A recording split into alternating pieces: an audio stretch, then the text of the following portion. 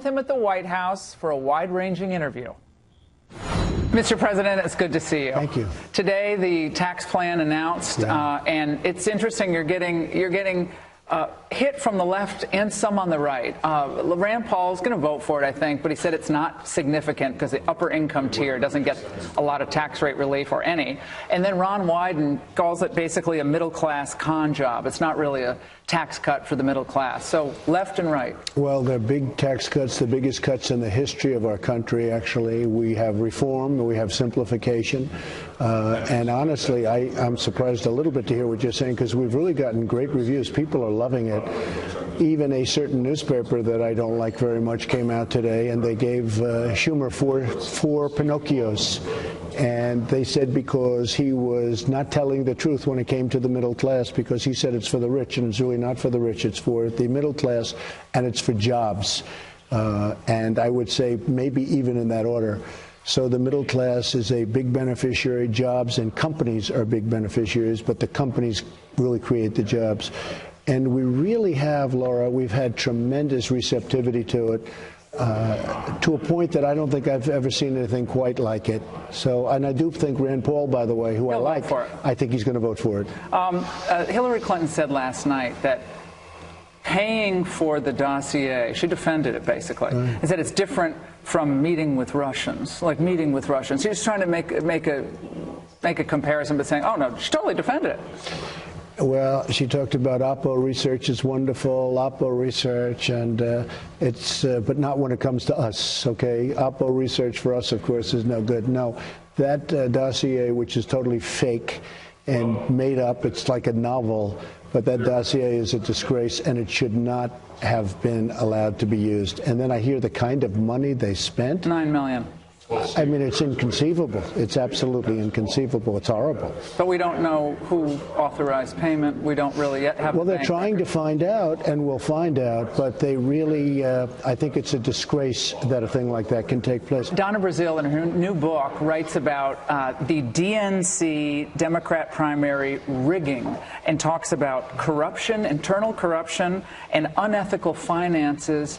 And she tags Hillary Clinton. Are you surprised about this, given what you said about Bernie Sanders being given the short shrift? I think it's it's a major story. Now, I don't know if the mainstream fake media, because they are fake and phony, but I just don't know if they're going to pick it up. But I want to tell you, that is a big story, what she's saying. It's illegal, number one, and it's really very unfair to Bernie Sanders. I'm not a Bernie Sanders fan, although I must say I got a lot of his votes. When he was thrown out, many of those people voted for me because of trade, because I agreed with him in trade. We're just doing more about it than he can do, and we're doing a lot about it. But I thought that was terrible. The justice system, a joke and a laughing stock, you said the other day. What were you? Well, when I look at immigration and I look at this whole thing coming in by lottery, and then we can't do anything about it quickly, and I look at what's going on with justice when it comes to so many different topics, I criminal really justice? feel, You're talking about criminal justice issues? A lot of justice. This guy would be tied up forever in the court system. You look at some of the cases that are going on forever, and you have them dead to right. No, the justice system has to go quicker, and it has to be really stronger and fairer. Probably has to be fairer, too. But it's very sad when you look at a lottery system and you have people coming into the country through the form of a lottery. And, you know, the countries, just so you understand, the countries aren't putting their finest in there. They're not putting their best and their greatest and their finest in there. And this kid came in through a lottery system that's going to end, and it's going to end fast. In fact, I've already instructed Congress they must end it. And I think we're going to get even Democrat support on this. You had DACA talks today for the Dreamers. And I did. Your base and what you campaigned on was real common sense policies. You talked about E-Verify, building the wall, chain migration, which is a huge problem. All of those things are happening. Chain migration. Is that going to be part of any DACA deal? So if the Democrats want Dreamer help, they're going to have to do. They're going to have to do E-Verify, chain migration. Sure. Chain migration is one of the most important things that most people. Is that a requirement for you? Until yesterday, most people never heard of chain migration. I gave a form of a press conference, and I started talking about chain migration. And this horrible animal, he's an animal as far as I'm concerned, 23 people have touched him, maybe came in because he was in, and he was only in with a green card, supposedly. But chain migration, where his whole family comes in, his mother can come in, his father, his grandmother, everybody comes in. Chain migration is a disaster for this country, and it's going to end. Now, I've been talking about it for a while, but I think the public, until yesterday, probably never heard about chain migration. Well, the Republicans didn't want to touch it for a long time. You've held up a mirror to what the Republicans weren't doing. They're touching it now. It's become a very, very strong point right now. Will it be part of a Dreamer deal, yes, a DACA deal? It'll be part of a DACA deal. DACA's a lot different than Dreamer. I mean, for the deferred action for childhood arrivals, yeah. Will you require that if any amnesty talks will require chain migration to end? I don't think any Republican would vote for anything having to do with leaving chain migration. Chain migration is a disaster for this country, and it's horrible. I mean, just take a look at him. 23 people, potentially 23 people. Is that verified? It's what I heard. It's what I gave. Whether it's 23 or whether it's 2, as far as I'm concerned. That's a big difference, so much. 2 or 23. No, I know that, but I hear it's 23. It's a lot of people.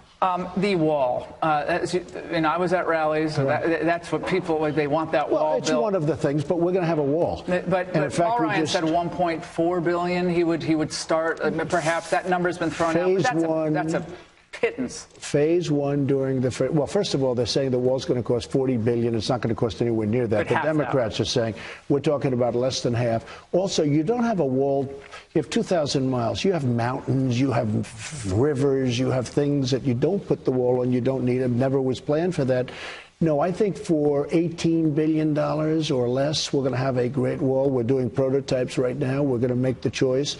We have the people from Border Patrol and ICE working with us very closely because ultimately they're the ones that are going to have to use it. One of the things that's come up pretty strongly is we want to have vision through the wall because you want to see what's on the other side of the wall. You know, you think we're going to build a nice, simple concrete wall, but it's not that simple. No, we're having the wall. We have to have the wall. We need the wall for another reason, drugs. Drugs are pouring into our country. A lot of them are coming in through the southern border, and the wall will be a tremendous tool to help facilitate the ending of the drugs coming in. No, the wall is actually coming along pretty well. That will also be a part of DACA or whatever. But a down payment or a guaranteed funding? Well, look, when we get the down payment, we're going to have a guarantee. Believe me, we're not taking a down payment and then say, where's the rest of the money? That can be a scam as because, you know, you don't spend all the money immediately. So we can put it back. But when we take a down payment, I'm going to say, I want to make sure the rest of the money is coming. You're heading off to Asia, huge trip. Yeah. Lots of stakes. You got North Korea, deal with the Chinese. You're going to stop in Seoul. Your State Department still has some unfilled positions. Are you worried that the State Department doesn't have enough Donald Trump nominees in there to push your vision through? Because other State Departments, including Reagan's at times, undermined his agenda. And there is a concern that the State Department currently is undermining your agenda. So we don't need all the people that they want. You know, don't forget, I'm a business person, and I tell my people, well, you don't need to fill slots, don't fill them. But we have some people that I'm not happy with their But thinking Assistant process. Secretary of State, you're not getting rid of that position. But let me tell you, the one that matters is me. I'm the only one that matters because when it comes to it, that's what the policy is going to be. You've seen that. You've seen it strongly. We're filling up roles. And don't forget, Schumer and the Democrats are just obstructing. You can't get anything through. We have almost about half the number of people coming through as Obama had. But in addition to that, we don't need all of the people. You know, it's called cost saving. You know, in the old days. But you want your vision pushed. I want my vision, but my vision is my vision anyway. It's called cost saving. There's nothing wrong with cost saving. Rex is in there working hard. He's doing his best. He's doing the best he can. Is he going to be with you for the duration? Well, we'll see. I don't know who's going to be. Duration, I think the duration, I tell you this. I don't think any president in 9 months has done the job that we've done. And that includes bills being passed by Congress. You look at what's passed by the Senate, by the House. I think we're close to 70 bills, maybe over 70 bills. It's almost a record. You look at all of the deregulation. You look at Supreme Court Justice Gorsuch. You look at all of the other district judges, federal district judges and Court of Appeals judges. I don't think, and then, of course, take a look at the economy. Look at the economy. Take a look. Are you getting the credit for this economic revival without your tax cut yet through, without Obamacare repeal yet? And this is a stunning economic revival in 10 months. One of the greatest in the history of our country. And I'm in here now 10 months, and we are setting record after record, day after day. I think we hit another one today. No, I'm not getting enough credit for it because a lot of the reason is enthusiasm level, business level, and also the fact that I've cut regulations to the extent that I've cut them. I mean, I could tell you jobs that were never going to get built are now being built. Take a look at the pipelines, the Keystone Pipeline, the Dakota Access Pipeline. I mean, every day we're hitting new highs. Very important GDP. You take a look, GDP 3.2, 2 quarters, and now 3. And the last one was after 4 or 5 really, obviously, horrible hurricanes, and that's the equivalent of a point. So that would have been a 4. A 4 was unthinkable. And each time we go up a point, that's $2.5 trillion and thousands, I mean, millions of jobs, actually.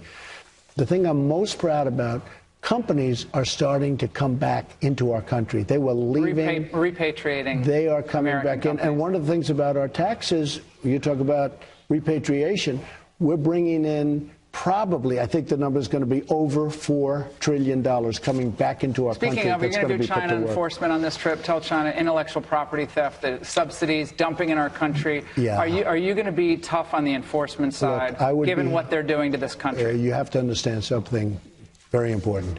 We have a problem called North Korea. But you're going to tie, you delinked it with Korea, with South Korea's trade deficit. Well, we're going to see. But we have one problem that's a very big problem. It's called North Korea. China has been helpful. We are talking trade with China. But I am also, you know, it's not just, you're not in a total vacuum. And President Xi has been pretty terrific. Most people have been saying, you know, whether it's cutting the banking system off from North Korea, whether it's cutting the oil down to North Korea, cutting supplies down. And I must tell you, North Korea is a thing that I think we will solve. And if we don't solve it, it's not going to be very pleasant for them. It's not going to be very pleasant, I guess, for anybody. But China is helping us.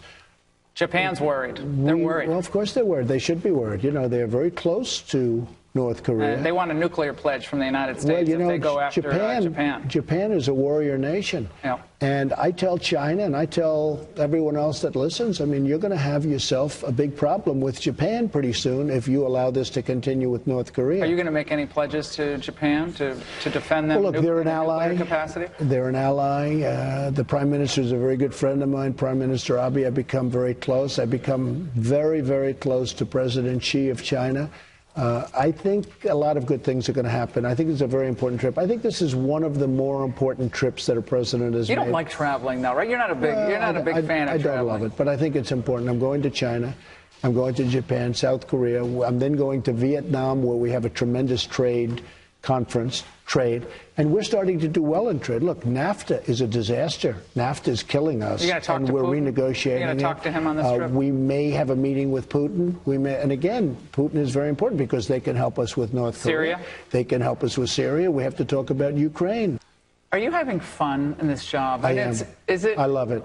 Well, there's been a lot of false reporting that I'm angry about things. I've never seen you angry. I've known you for 14 years. No, I think the press is fake. A lot of the media is fake.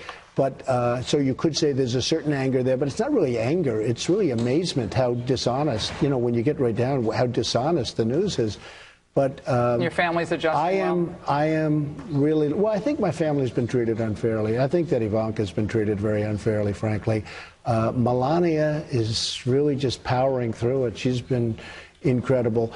People love Ivanka. People love Melania. And, you know, they go through it. But I do think the family's been treated a little bit unfairly. In the end, what is very nice is we really have, I don't think, I'm not saying this in a braggadocious way, I don't think over a period of 9 or 10 months there's been any president in the beginning of their presidency that's done anywhere close. When you think about regulations and Supreme Court and so many different things, things, and stock markets and the economy. I like the fact that you're impatient for change in a city that is slow-moving and moves at a glacial pace. And that's something you got from the business. Well, and you're impatient for change. And the most important thing that we're going to be doing is tax cuts. Tax cuts, if we get this through, and I think we will, you're going to see this economy take off like a rocket ship. Thank you so much, Thank Mr. you very President. much. I really appreciate all the time. Thank you.